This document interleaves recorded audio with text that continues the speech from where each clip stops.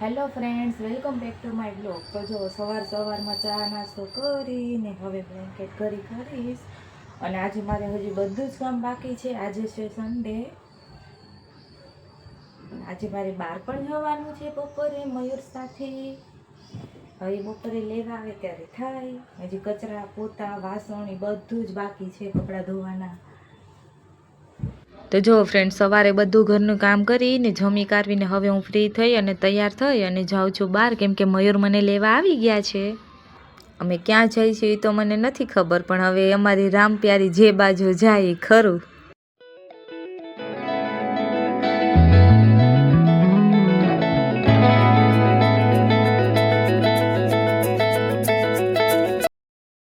તો ગાડીમાં બધે ફરી ફરીને હું ને મયુર થાકી ગયા, તો ભૂખ લાગી હતી. તો કીધું શું ખાવું છે, તો અમે બેએ ખાધી ભેળ ખાધી. અને ત્યાંથી બે અમે ગયા ગાર્ડનમાં બેસવા.